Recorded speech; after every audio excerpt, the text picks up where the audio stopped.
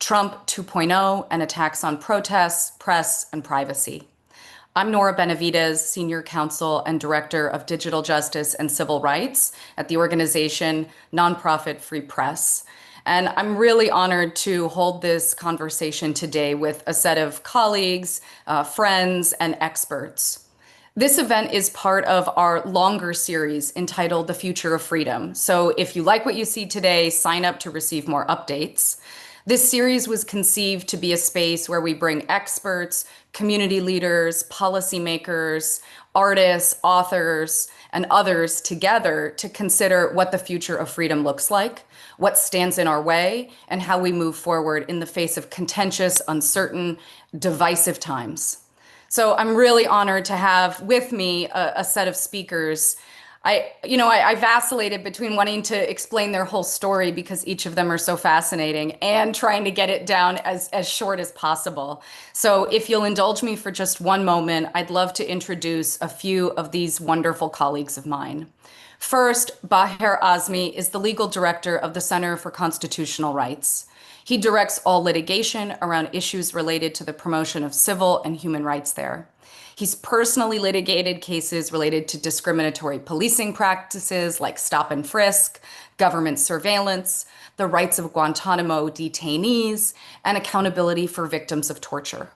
And prior to being at CCR, he held a faculty position at Seton Hall University School of Law, where he taught constitutional law and directed the Civil Rights and Constitutional Litigation Clinic. He's litigated so many fantastic cases. I hope he'll talk a little bit about some of those today. He's authored numerous legal briefs in federal appeals courts, the United States Supreme Court on issues related to human rights and constitutional law, testified before Congress. The list goes on and on. And not only that, but he's fun. So I swear to balance out the brilliance, we're going to get some fun from Baher. In addition, we have Wajahat Ali, who, I couldn't summarize everything altogether. Wajahat is a journalist, a writer, what he often refers to as a recovering lawyer, an award-winning playwright. Currently, he's the editor of Left Hook Substack and the co-host of Democracy-ish, a podcast that is really fun, really informative. You have to check it out. Previously, Wajahat has done any number of things in the space for civil rights, for immigrant communities. He helped launch Al Jazeera America Network as co-host of The Stream. He's been a national correspondent, political reporter, social media expert for Al Jazeera America. He's been a contributing writer for The New York Times, The Atlantic, The Washington Post. But at a more systemic, higher level, he's really focused on stories of communities and individuals often marginalized or underreported in mainstream media, which I think for this conversation is so essential. Wajahat is also the author of The Domestic Crusaders. It's the first major play about Muslim Americans post 9/11. It was published by McSweeney's. He's written numerous books. I've known him for a long time. We'll get into some of that and the work that we've done together. And then finally, we have Damon Hewitt. Again, I'm trying to condense. Damon is the president and executive director of the Lawyers Committee for Civil Rights Under Law. If you do not know the Lawyers Committee, you should check them out because they are one of the most tremendous vanguards right now for civil rights. And for this conversation, hopefully you'll learn a little more. Damon has more than 20 years of civil rights litigation and policy experience. He's worked in the philanthropy realm. He's worked in the public sector. Prior to joining the Lawyers Committee, he was the inaugural executive director of the Executives Alliance for Boys and Men of Color, a philanthropic network of more than 36 national and local foundation presidents, focused on shifting policies, structures, and the false narratives that negatively impact our sons and brothers. He was previously chief liaison for the philanthropic community to the White House on policy issues impacting young men of color. He's previously worked at the NAACP Legal Defense Fund. He was lead counsel on an array of tremendous cases. One of the most important, which I always am so in awe of you, Damon, regarding, was the New Orleans Fair Housing Action case, which catalyzed nearly $500 million in new relief for Louisiana homeowners in the wake of Hurricane Katrina and beyond. He's just an amazing jack of all trades, master of everything. And so it's wonderful to have Damon here with us. So we're now 7 minutes in. These are the wonderful experts and friends that I have assembled today. This discussion needs very little introduction, I think, because, I thought a little bit about how to frame what we're all facing. But every single person I talk to describes this current environment as somewhere between chaotic, terrifying, confusing, and retaliatory. And so we're here today to discuss the specific crisis that is really facing this country vis-a-vis our free speech, our freedom, and our basic rights. There's been a long line of chaotic, confusing, immobilizing actions that the Trump administration took in the first few months when Trump was inaugurated. And part of those actions were really focused on undermining the rule of law, jeopardizing and casting doubt on elections and the integrity of our elections, and putting into relief the question of whether our agencies, whether the rest of our federal government is in fact independent. But alongside those actions, there have been a litany of other actions and attacks on free speech, on our basic rights, and on what I ultimately believe are everyday people's ability to connect with each other and with issues of the day. Just yesterday, I spoke with an Army veteran, actually. He reached out to me and he reached out really in the context of being afraid. And he said, I found you on LinkedIn, and I have to be honest, there's so many of us that prior to 2 months ago or 3 months ago would have criticized or just spoken out on what we have on our hearts and minds. But now we're very fearful.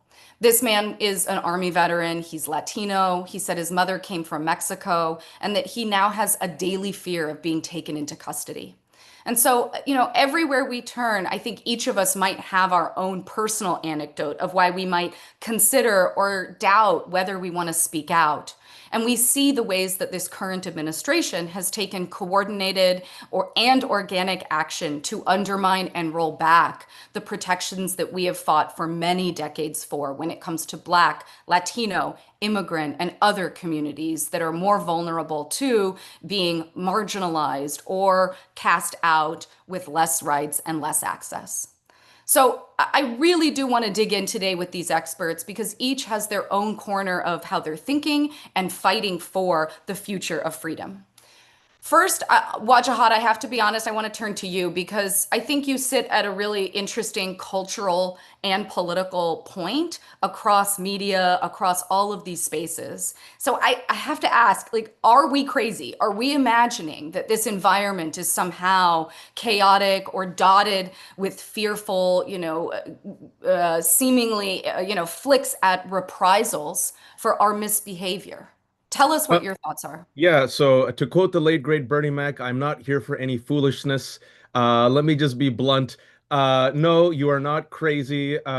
You are being gaslit by those who both sides, what I believe is the ever fast moving Overton window shifting towards right-wing authoritarianism. We have to use the proper words. This is a white supremacist authoritarian regime trying its best to emulate Hungary. Now, how do we know that? Because 10 years ago, Steve Bannon, yes, the human herpes, said that Viktor Orban of Hungary, who is the authoritarian leader of Hungary, the country which is now seen as a type of hybrid democracy, or a country which has the appearance of a democracy but has single party rule. He said that Orban was Trump before Trump. And in the past 10 years, Republicans, mainstream Republicans, have openly told you, openly, right? This the really good thing, Nora, is like a really helpful Bond villain. They are telling you the plot in the first 10 minutes of the movie, and people are like, I think it's just economic anxiety. I'm like, no, no, no. They're literally telling you what they want to do. They're connecting the dots. They're giving you a slideshow. They're giving you Project 2025. They're telling you maybe we should pay attention. And many Americans, especially those who are in, I would say, establishment institutions, have what I call, Nora, a failure of imagination. Well, it can't happen here.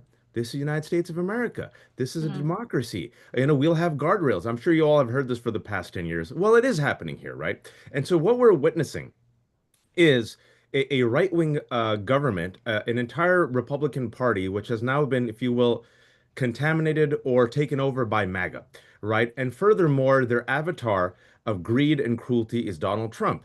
And their model that they have told you is Hungary. And for those who don't follow what's happening in Hungary, the way they were able to achieve single party rule is once they got in power, they attacked three institutions in particular. the press, universities, the judiciary, hollowed it out, right? And replaced them with yes men. And so far, what we're seeing right now in this regime, in this month of Pride Month, I'll just give you a few examples. Just today, the Supreme Court, speaking about capturing the courts, ruled in something called reverse discrimination for a straight white woman who says that she lost her job to two gay individuals who got the jobs instead. There's no such thing as reverse discrimination. There's just discrimination.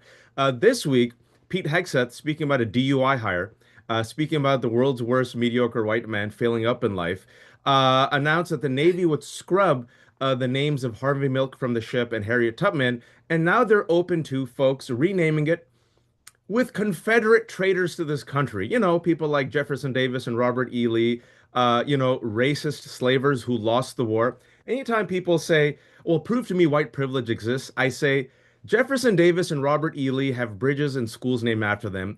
They were racist slavers who lost a war and they still get things named after him. In order for me to have a statue named after me, I would have to create statues.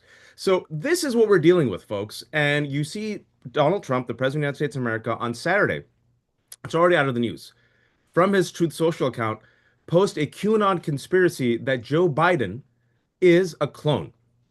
And then yesterday, he signed an executive order promising investigations into Joe Biden and Democrats for allegedly, lying about his health, speaking about retaliation.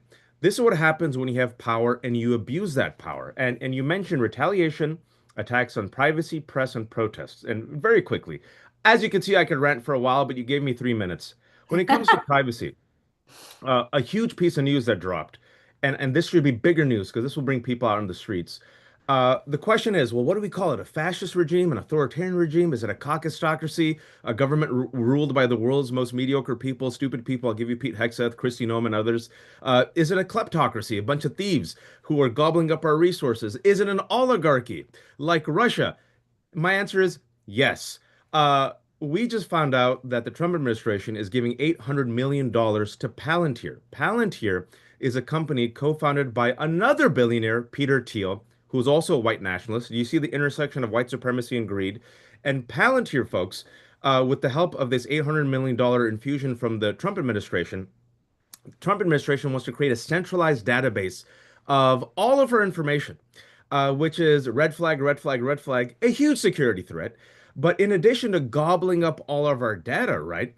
In addition to literally having our privacy exposed, what that potentially could create, Nora, is a surveillance state. And Palantir has already worked with Israel in the past year and a half, very proudly and openly, as Israel commits a genocide against Palestinians. So that is what's happening in the United States of America right now as Palantir, and for those of you who are Lord of the Rings nerds, you see the Eye of Sauron right there. Palantir was the magical crystal orb that Saruman used to spy on Middle Earth. And Peter Thiel, in his James Bond villain like unsubtlety, was like, I'll name the company Palantir. So we have a potential surveillance state being set up. And Nora, you mentioned, how immigrants are so threatened right now. They're working with ICE, right, to create databases. And so we've had masked agents show up at schools to try to get kids. We see Abrego Kilmar Garcia, a whole bunch of innocent brown folks right here in the DMV, literally kidnapped and sent without due process to a foreign gulag. I know Bahar will talk about students, the attack on universities, Mahmoud Khalil.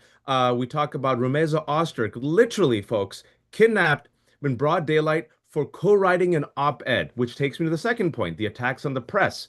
For 10 years, Donald Trump has said the press, or the press that doesn't bend the knee to him, is the enemy of the people. That's Stalin's language, right? We've seen an increase in threats against the press, against CNN, death threats. Caesar Sayok is in jail right now because he had a hit list of all of Trump's enemies, which included a lot of people from the press, and he created functional pipe bombs. And yet that same press, that same type of failure of imagination, the same type of institutional failure, still does a both sides, if you will, framing, Nora, which is completely unhelpful and skews the reality and shifts everything to the right, where with these talking points that I just mentioned, all of them should be headline news, but we're still talking about President Biden's health. Newsflash, President Biden is an old man. He's 82 years old. He's no longer president. And with the attack on the press, What you're seeing is Donald Trump use his power to suing CBS for $20 billion because he didn't like an interview, the way it was edited with Kamala Harris, right? You're seeing him sue CNN, CNN bends the knee. You see him sue all these other companies. You see him punch at Associated Press because Associated Press said, we have editorial guidelines. We're not going to call the Gulf of Mexico Gulf of America. What does Donald Trump do? Retaliates, kicks them out, brings in One American News Network and right-wing cranks like Tim Pool. So will CBS bend the knee? The answer is most likely yes, because CBS's parent company, Paramount, wants a merger, going back to the oligarchy and the kleptocracy, right? So now you have the press, which feels threatened. You have students who feel like they can't speak out against a genocide. You have brown and black individuals, even though who are here legally, saying, wait a second, can I walk down the street without being worried about ICE kidnapping me? And then finally, I'll go to their last protests. I want to remind people, and I'll end on this because this is the really scary part. As if what I said wasn't scary. A few years ago, during the first Trump administration, you all recall that he cleared out a peaceful Black Lives Matter gathering right here in Washington, D.C., right? And at the time, there were some guardrails. Secretary of Defense was Mark Esper. And he later said that Donald Trump asked him, can I just shoot these nonviolent protesters in the knee? And Mark Esper said, no, you can't. Right before Donald Trump was elected, he quoted Hitler yet again, not the first time, and said that he would be the first president, Nora, who would unleash the National Guard in military against individuals he deemed to be the enemy from within. So, imagine the protests. Imagine what he wants to do to protesters.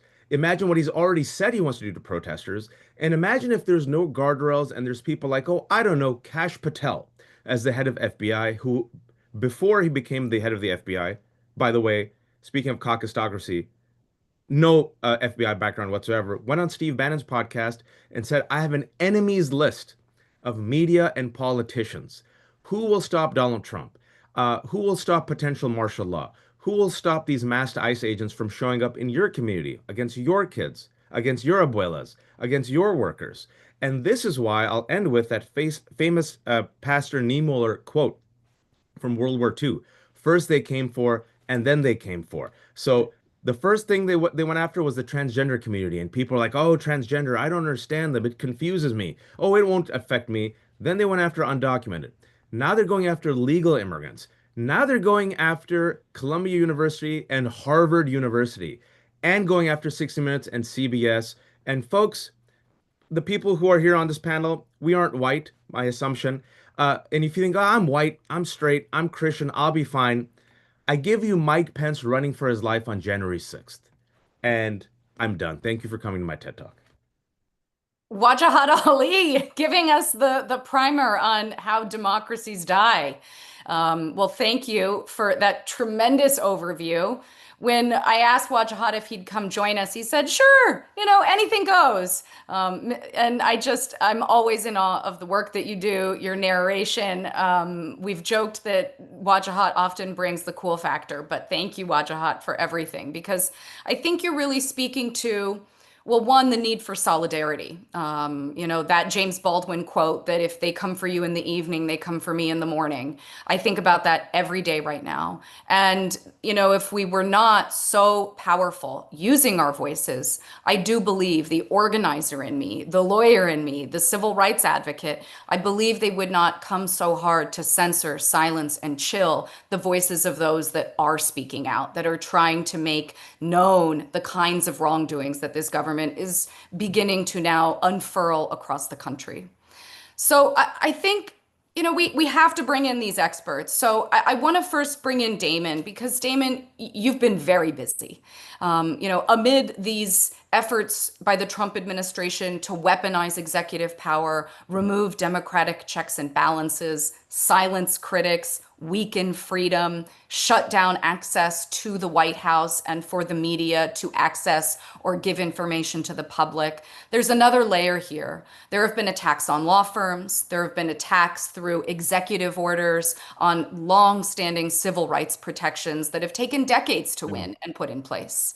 If you go just a casual peruse through the newsroom for the Lawyers Committee for Civil Rights, you'll see nearly every week the Lawyers Committee is filing briefs, various types of litigation filings, bringing lawsuits, making statements, bringing coalitions together, fighting for all of the various array of civil rights protections that I know that you've worked on now for many decades. Your organization was founded in the wake of a tremendous uprising for and then backlash against civil rights. And so I think there's also a moment for us to look at history and the kinds of institutional attacks that are now at play, hearkening back to many of the decades prior. Can you just share with us? Let's dig in here. What have you been doing? What have you been working on? How do you make sense of these institutional and systemic attacks now on civil rights? Well, thank you so much, Nora, and Waj and Esmer,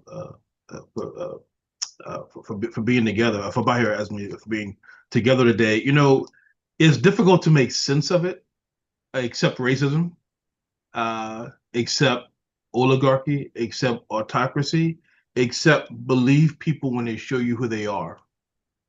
If you didn't believe it the first time, Trump 1.0, believe it now, 2.0.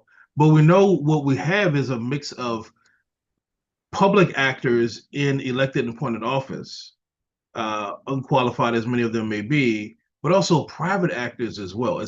See, the thing is, like, Trump is the tip of the dirty spear, the poisonous spear, but he's not all of it. There's a lot more. But what I would say is this. But just to speak to what the administration is doing, they're pulling a Jedi mind trick here of trying to convince people, with some degree of success in terms of public narrative, that all the things that you thought were true are not. That north is south, the east is west, that the sky actually isn't blue. At least you don't see it as blue. What you see is red. They're trying to say these are not the droids you're looking for, right? A classic Jedi mind trick. And so that is in particular the case when it comes to race-conscious interventions, remedies, and diversity, equity, and inclusion. We know well the Supreme Court decision on affirmative action. We litigated that case at Harvard and UNC Chapel Hill for 9 years. One of our lawyers argued the case in the Supreme Court. We know very clearly what the decision says and what it doesn't. People like Trump, Stephen Miller, and Blum, who created the fake organization to attack diversity at these schools, they're trying to rewrite the law. Trump is trying to rewrite the law through the executive orders he issues, through his pen, and also the diarrhea of his own mouth. It's almost like using the rhetorical flourishes of repetition and cadence somehow convince people that what he says is actually true. And so what we know is that diversity, equity, and inclusion is not illegal. It's not a favor. In fact, diversity, equity, and inclusion programs are really just ways for companies, workplaces, schools, campuses to comply with their federal and state civil rights obligations. So the question I have for so many of these groups that are dismantling their initiatives is, how are you going to comply now? Your DEI initiative wasn't the only way, but how will you comply now? Because the thing that hasn't changed is you're still obligated. And frankly, by and large, the law hasn't changed much at all, but the public perception certainly has. The other sinister thing this administration is trying to do beyond convince people that what's legal is now illegal is, you mentioned the word weakening earlier, Nora. There is a simultaneous thing happening. There's a weakening and weaponization of federal civil rights infrastructure, not just institutions, but federal civil rights infrastructure in particular. The Civil Rights Division at DOJ has been decimated from not just the political ranks, but the career ranks as well. We've hired multiple people from the Department of Justice, very experienced people. We're glad to have them on our team, but we also miss having partners on the inside. You mentioned disparate impact earlier. For people who aren't familiar, disparate impact is basically when you have that spidey sense that something's just not right, and the numbers tell you it's not right, and the facts on the ground tell you it's not right, and the patterns and trends tell you it's not right, and the structure seems to be rigged to yield results that are just not right, yet you can't put your finger on that smoking gun. There's nobody riding around in a white hood burning a cross. It may not be obvious intentional racism, but it is a racially disparate impact that is structural, systemic, and deeply rooted. That's what disparate impact is. Disparate impact exists in Fair Housing Act and that law. It exists under Title VI of the Civil Rights Act, which is the law that governs non-discrimination for recipients of federal funds, which includes pretty much every K-12 and higher ed institution in the country. but it also exists in the Voting Rights Act. One of the surviving pieces of the Voting Rights Act, Section 2, has a two-part or two components of a test. There is intentional discrimination for vote denial or vote dilution, but there's also the effects part. Like, does it have the effect of diluting or denying votes? And so these are all shades of disparate impact, a way to prove discrimination. Disparate impact is not a theory, it is a legal standard. They like to go around saying it's a theory. And so they're trying everything they can to shut down disparate impact at every turn. Last thing I'll say in terms of the weaponization, we're all still waiting for more shoes to drop. There could be multiple shoes to drop because there was a deadline of May 20th for every federal agency to identify up to 9 targets for civil compliance investigations. That means schools, workplaces, large philanthropies, large law firms. So some of the attacks have obviously happened, but not in mass as we thought. And I think it gives some insight into the bully strategy here. The bully strategy is almost like knock out the biggest institutions like a Harvard, Columbia. Whatever we think of Harvard and Columbia and what they do or don't do, these particular administration attacks on them are completely ridiculous. The attacks on large law firms, which is really important to us at the Lawyers Committee because we leverage those firms. We leveraged 140,000 pro bono hours from law firms last year. And the idea is not just to hurt those people or those firms, but to have a chilling effect so they won't engage in righteous civil rights and racial justice advocacy with us at the Lawyers Committee, with the Center for Constitutional Rights, and with other organizations. This is the autocratic playbook, is to chill all means of dissent, to weaken infrastructure and leverage remaining infrastructure as a sword, not a shield, not to protect anyone, but just to hurt people. I love what you said with the James Baldwin quote. I think it's true. I don't know if we're in the evening or if we're in the morning, whatever time of day we're in, they are coming for everybody. And the least we can do is fight back. I'll end with this, and it's a great example of fight back. One of our clients, a group called Chicago Women in Trades, was dinged by this anti-DEI executive order. They were told by the Department of Labor to cease all equity-related activity. Now, this is an organization, Chicago Women in Trades, whose purpose is to get women into non-traditional occupations like carpentry, plumbing, construction, jobs that people don't think of women automatically, but you can make great money, a great living, especially if you can break into the white male-dominated unions in those industries. And so this organization felt like it had no choice but to sue. So we sued on their behalf along with our co-counsel. And lo and behold, we get to court, and the federal district court judge asked the Department of Justice lawyers, well, you're trying to ban illegal DEI. What is illegal DEI? They can't answer the question, Nora. They can't answer the question. It's made up. It is a boogeyman. It is a Jedi mind trick. And so what did this judge do? He issued a pretty much immediate temporary restraining order, followed later by a preliminary injunction that will be in place going forward until the case is resolved finally. And our team has served discovery requests, demands really. We call them interrogatories, requests for production of documents. We're all up in their Kool-Aid, all up in their business. Tell us who, what, when, where, how, beyond this ridiculous policy. We are eviscerating this thing from the inside out, and it's all because our client, Chicago Women in Trades, decided to stand up. Their order that we have in place prevents them from having their grant terminated, but it also means no Department of Labor grantee in the entire country can be forced to certify that they don't do quote unquote illegal DEI because it's made up. It is a nationwide injunction, the thing you hear about in the news. So the point is, with all this crazy stuff happening, there are examples abundant with our client, with law firms who are suing. When we fight, we have a really strong chance of winning. Well, I know that we've received so many questions and comments in the chat of people who, I think are fully on board. They get the premise of this age of retaliation and are then saying, what do we do? And I think it's really encouraging. It's necessary for people to hear that there is an entire flank of folks like you, Damon, and your team doing this work.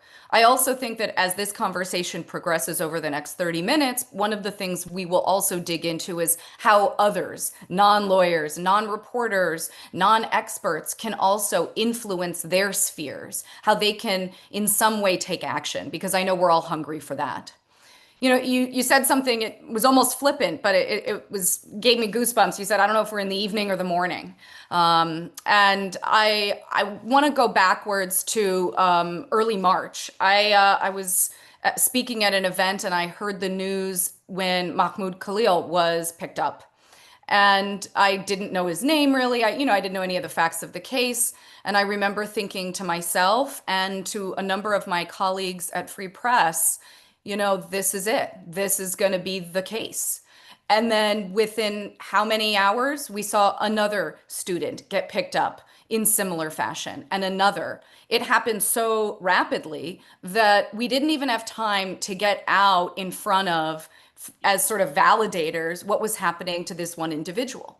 It was really troubling at first, and it has only grown more troubling.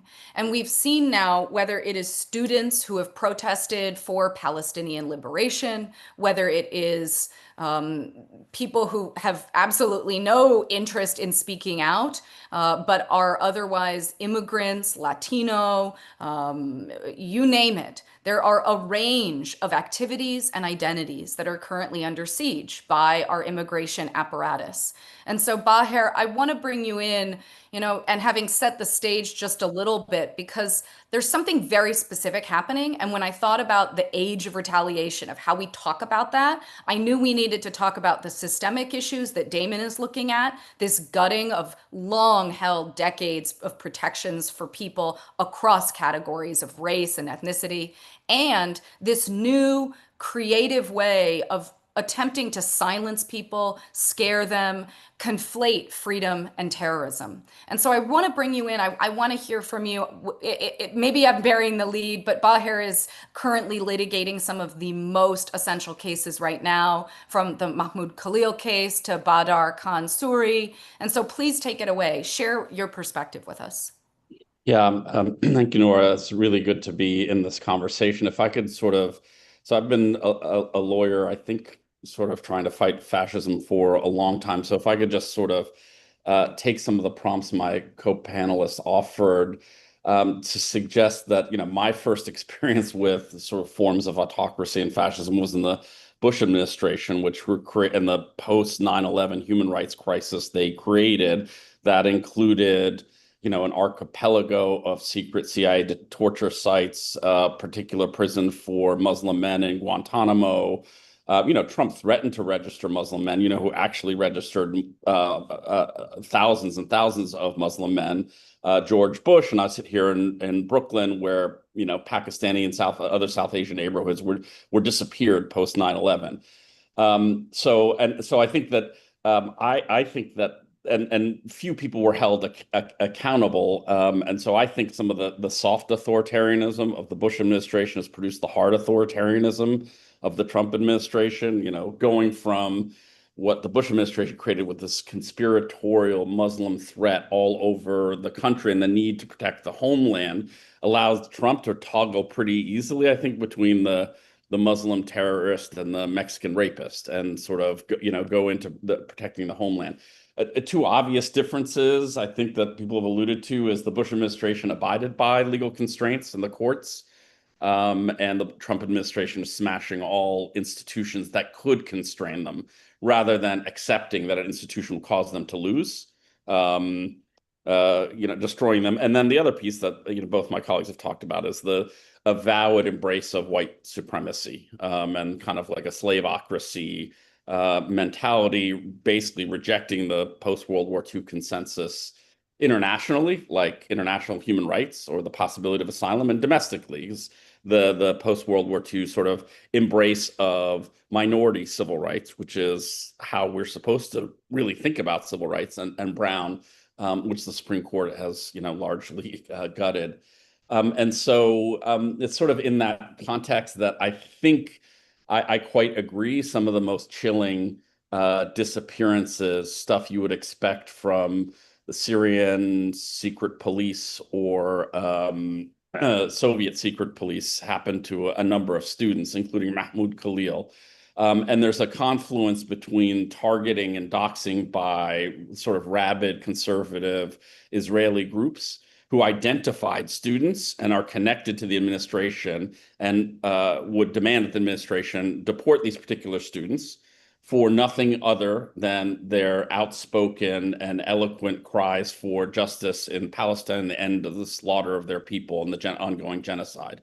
So to silence them, they asked the autocrat to arrest, detain, and seek to deport these students based on nothing more than the sort of false flag of anti-Semitism, which I think in the way that the Trump administration is mobilizing and weaponizing it is, another tool of white supremacism and is, in some ways anti-Semitic to the extent that can't imagine that anyone, including the mass support from the Jewish students and other activists in this country to oppose Israel's policy, that they somehow, by virtue of their Jewishness, they have to toe the Trump line. That strikes me as supremely demeaning. And also certainly to assume that any, Arabs, particularly Arab men who speak out in terms of, as Mahmoud Khalil did, international human rights,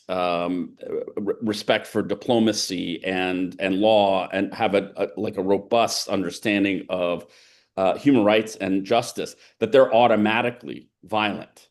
That's the sort of racist anti-Arab assumption that is doing so much work. These folks. So he was arrested, and like others, immigration gulags in Louisiana. He's in a detention facility 5 hours from New Orleans or Dallas, and 1,500 miles away from his wife and now 5-week-old baby. And, in a recent submission, he wrote about the sort of heartbreaking agony of whispering to his wife while she was in labor from a cold detention cell. And trying to muffle his screams and tears when he heard his son's first cry. And, by the way, we asked ICE and the federal court to release him on bail or even a furlough, or even at a minimum, if they want to keep him in detention, move him to one of the ample detention facilities in New Jersey so he could be near his family, and they refuse because it's all part of the message sending and retaliation. And, fundamentally, to me, and he's had in the immigration court, he's had basically show trials, which is why we're in federal court in front of a federal judge trying to invalidate this determination that they're relying upon to hold him, namely invoking this almost never before used provision of the immigration law. And making a determination, a conclusory 1.5-page statement by Rubio that Khalil and Ozturk and Yoon Seo-chung and Badi Khansuri's mere presence in the United States would have adverse foreign policy consequences. So sort of understand this, the United States of America, probably not unlike the Soviet Union or Hungary or Egypt, is saying that mere dissension from U.S. foreign policy makes you an enemy of the state. And, rather than sort of deal with that in the tradition of free speech in this country, we will literally disappear you and send a clear signal to everyone that you are not to support Palestinian human rights under punishment of deportation. One of the filings we recently made, a number of filings, that show just sort of the overwhelming chill and terror in university communities by foreign students who stop going to meetings, who stop asking questions in class, because we're in this whisper zone of, common to totalitarian regimes where someone can get rid of a political enemy just by calling the state security services, which in this case is really just ICE. So we're fighting in federal court to get his release. The judge recently said that his that the Rubio determination, as applied to him, is unconstitutionally vague. Because how does one walking in the streets of America know if you're a threat to the United States foreign policy? And one under due process principles has to know what crime you're committing before you're charged with a crime. So he called it unconstitutionally vague and asked for evidence of harm. And last night we buried the court with overwhelming evidence of personal harm to him, harm to universities and other students, and harm contrary to harm actual concretized, thoughtful analysis about why silencing and deporting critics of the United States is the hallmark of autocratic regimes, and therefore runs contrary to about 100 years of U.S. foreign policy from both sides. That's where we are. Well, it's truly chilling to hear, and it feels abstract. It feels abstract when Damon, you talk about the possibilities of the gutting of these various long-held United States protections.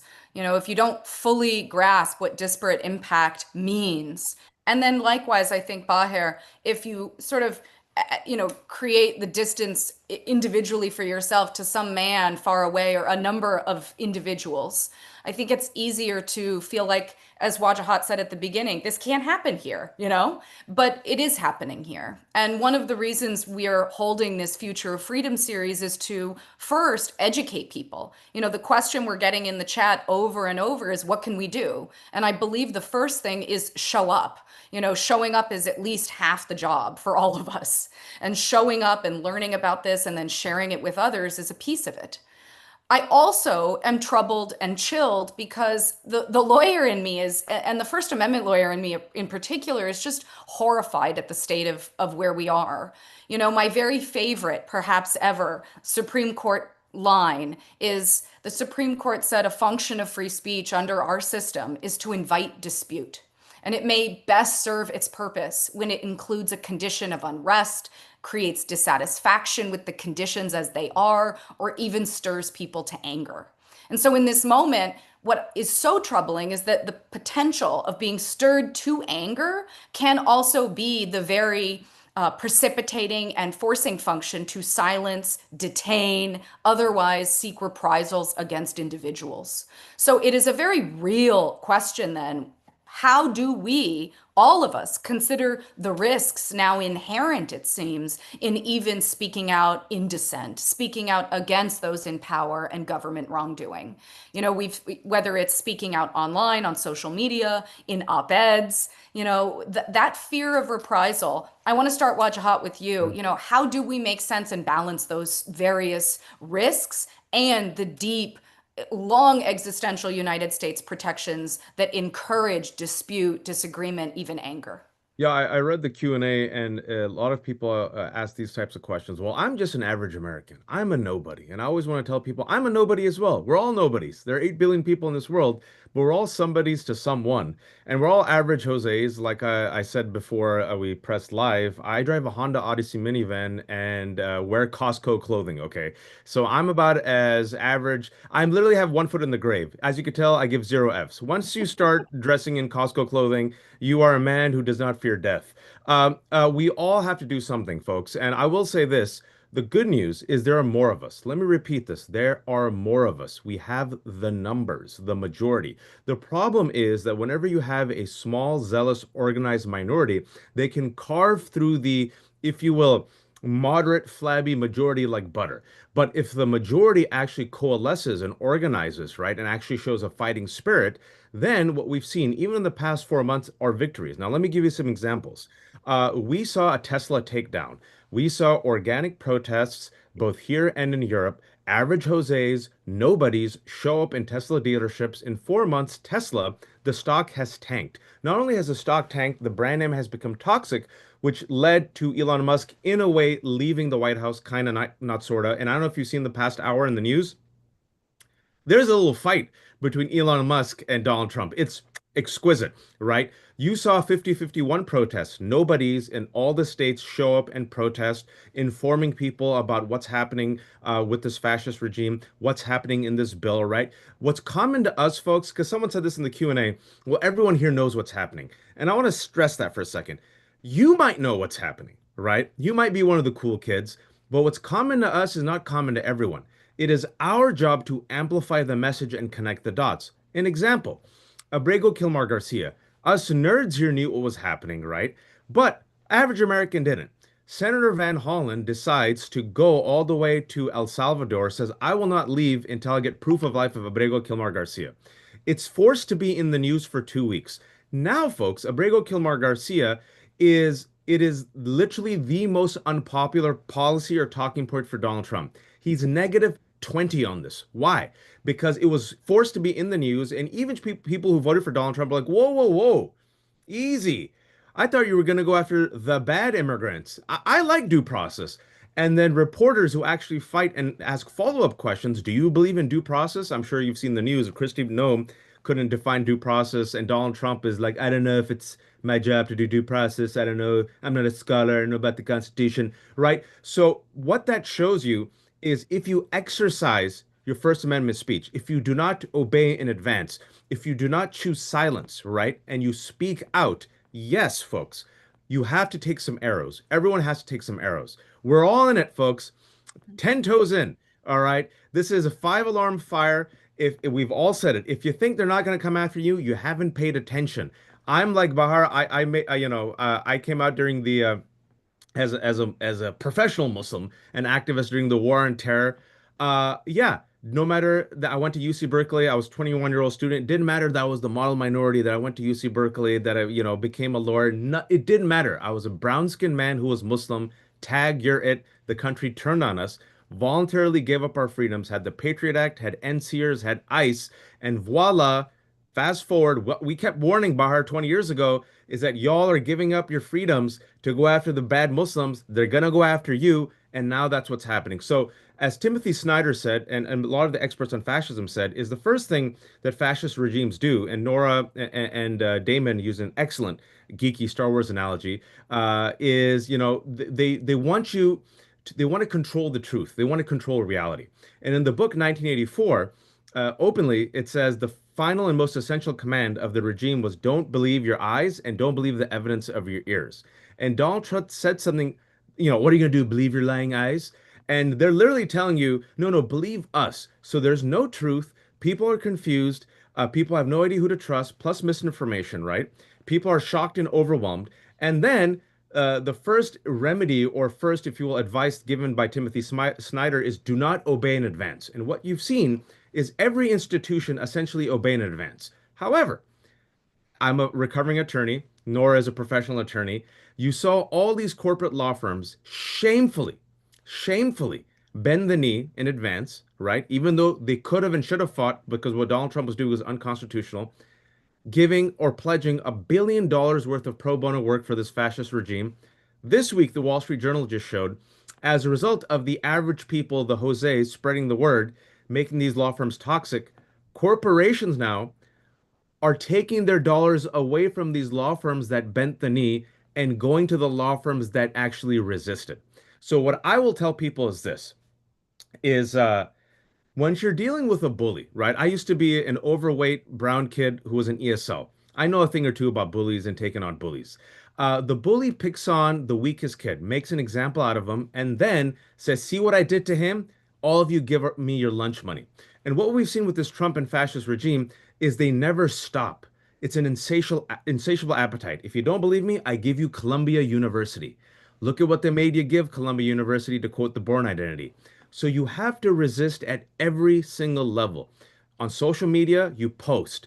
In your town halls, you speak up, right? In your family picnics, you correct misinformation. You model kindness and empathy in your home. You speak up at church. You run for office, right? If you're a lawyer, you say, nope, I'm not going to be complicit. I'd rather quit. If you're the press, you do the anti-Jake Tapper. You don't do the both sides, right? You fight the good fight. And you put things in the news and you do follow-ups. And the thing with the bully folks is they oftentimes have the weakest knees and the weakest chins. And Donald Trump and MAGA are the weakest, most fickle bullies on earth. What we need, Nora, are fighters. We need fighters. So choose your fighter and, use your superpower. And the last thing I'll say is this. Well, I'm nobody, though. I truly believe everyone has a superpower. Lawyers, teachers, activists, you got to use whatever superpower you have and you have to start flexing it because the problem, especially in the United States of America, where we have a failure of imagination, is inshallah it'll be fine. It's the Hail Mary, inshallah. What's going to happen? Inshallah. Well, inshallah what? Inshallah. But what people don't realize when they use inshallah now, and I'm glad it's gone mainstream, is in Islam, it's not just have faith in God. It's this is the saying: have faith in God, but tie your camel first. Do whatever you can with your own hands, right? So it's an inshallah plus action. And the last thing I'll say is anyone who thinks there's gonna be a magic finger snap and 2026 will come and everything will be fine. I'm sorry, folks. I can't bullshit you. To quote Bruce Springsteen, very deliberately because he knocked Bruce Springsteen. We're in it for the long walk. This is the long walk. And there's going to be pain, and this is going to be an uphill journey. But the end isn't written yet. So this is a long walk. We're in it now, folks. But we have the numbers. And now, for me, especially Nora, as a father of 3 kids, I might not be alive to see the turnaround, the reformation, but my kids' generation, inshallah, might be. And so that's why I'm doing it. So even though I might not see it, it's a good fight. It's a good fight, at least for our kids' generations. Thank you for my second TED Talk. I'm sorry I spoke so much. It's wonderful. That was Damon, masterful. come Yeah. in. Yeah, look, so nobodies, the Bill of Rights, what we call civil liberties, and then civil rights are made for nobodies. They're made for us. Homer Plessy was a nobody. That's how everybody knew who he was because of Plessy v. Ferguson. Rosa Parks was a nobody. So everybody knew who she was. Now, activists in their own right, obviously, they didn't just happen to sit on trains and buses, but it's made for nobodies. But I have to say, I think about when people ask, what can we do? I think about this editorial from the New York Times about a couple of months ago, maybe a month and a half ago. I don't always agree with the Times takes, to be clear. We got to be independent, not just subscribe to what one journal or outlet says. But there's an editorial about how to stand up to Trump. And it was 3 parts to the playbook. The first part was understand that capitulation is a doomed strategy for all the reasons that Waj and everyone has said, right? The second part was demand due process. And basically, don't do the enemy's work for them. Make them fight. Make them come for you, right? And I don't mean it in a cavalier way, in a way that is reckless and threatens yourself or your family, but don't just give up. And that's really a message to law firms and higher ed institutions, but it could be a message for all of us. But the third piece really is for all of us, is that solidarity basically wins. Like when you stand together, it matters. So whether it's a James Baldwin quote, whether it's Audre Lorde who said, and I'll paraphrase, we don't have single issue advocacy because we don't lead single issue lives. It's really about the connectivity and the solidarity, right? And so I just think it's important that people feel a sense of agency in your everyday lives. We can speak up and be vocal wherever we are, in a PTA, in a workplace, to the extent that, don't mess around and, have you be improperly fired, and then somebody has to represent you. You call Bahara for that, or me. But at any rate, the point is that we all have more agency than we want. The minute we think we don't, that is another form of capitulation. I think that's what happened with this last election. Putting aside all the chicanery and the efforts we're involved in 12 lawsuits trying to stop improper purges of voters before election day, just before election day, and or trying to stop rigmarole with the certification process, Nora, in Georgia, which you know all too well, right? So putting even all that stuff aside, there are people who capitulated because they said, my voice doesn't matter. And guess what? You're making it so. So we're a nation of nobodies, but the laws are made for us as nobodies. The Bill of Rights, First Amendment, 14th Amendment, what have you. And lastly, I'll say just about First Amendment, because you mentioned it a couple of times. The First Amendment has been used almost as a cudgel by Trump. He said, free speech is back, meaning basically hate speech is in vogue. I think that's a translation, right? But damn it, the First Amendment has to work for us too. Some of the wins we've had recently in our Chicago Women in Trades case against the anti-DEI executive order, First Amendment is prominent in the district court's analysis. It's going to be prominent if it goes on appeal as well, if they have the gumption to appeal it. I think they know they've lost. Also, we have two other cases I should mention real quick. These are classroom censorship cases. In Arkansas and Oklahoma and many other states, there are either book bans or state laws that have a chilling effect on students' freedom to learn and educators' freedom to teach. In Oklahoma, teachers are worried they can't teach about the Tulsa Race Massacre, what happened to Black people, or the Trail of Tears, what's happened to Native brothers and sisters. In Arkansas, there's a specific ban on critical race theory, which is just ridiculous. And so our clients are students and teachers, and they're at Central High School in Little Rock, of Little Rock 9 fame. Like, you can't really make this stuff up. So they have fought back, and we brought multiple claims, First Amendment, 14th Amendment, but the claims that are winning, where we have injunctive relief in both of those cases from federal judges, are on First Amendment grounds. And guess what? They're both Trump appointees from Trump 1.0. Again, when we fight well, we can win. We should not cede First Amendment as it's a tool, as if it's a tool for somebody else. That's our tool as well, not just for protests, but also for our right to earn and learn and build wealth and enjoy life, and to protest too. It's really our rights. For we're a nation of nobodies, but the laws are made for us. Damon, that was wonderful. We have a couple minutes left, and I want to give Baher an opportunity to say some closing comment as well. I know he's about to head out for, I think, a flight, so we have very little time. But Baher, a number of questions have been posed to you. We will try to send some responses to folks about where the case is, at least now, because so many are interested. But I think one piece that's critical is, that this webinar and the series we're doing and the work you all do, I think in many ways it gives people a sense of proximity to impact. And Baher, you are at this point so proximate to impact. Share with us some of your final comments. Explain what you just put in the chat. It only came through to our panelists. And you're muted. Quickly, what I put in the chat, and maybe you can distribute it. At 2 p.m., we're having a virtual press conference to update everyone about the Khalil case and the findings we made yesterday. I'll be brief and just reiterate what my co-panelists said, that the lawyers and the courts are important, but they're nowhere close to being able to save us. They really cannot hold, for a specific reason, that this Supreme Court is the most retrograde conservative Supreme Court since like the Dred Scott pre-Civil War court. So anything that goes to them specifically is in danger. They are autocratic enablers. And then more generally, the courts have this is in the structure of our Constitution. They depend on norms and the good faith actions of co-equal branches. They don't have their own budget. They don't have their own army, and they cannot hold against the constant set of assaults. So it's really ultimately, I think, about power and people power. So people need to be in the streets and the press, and mobilizing is contagious. And I just say that I think one shouldn't sort of sit back and be hopeful, like the inshallah, just to sort of because it's action that produces hope, not the other way around. Well, thank you all. We are now at the end of the hour and the end of our webinar, and I would be remiss if I did not make at least a couple of notes for you about actions you can take now. Because I feel your urgency in the chat. I feel your urgency in these questions.